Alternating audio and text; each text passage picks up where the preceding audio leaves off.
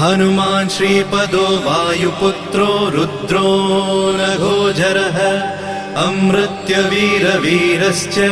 ग्रामवासो जनाश्रयः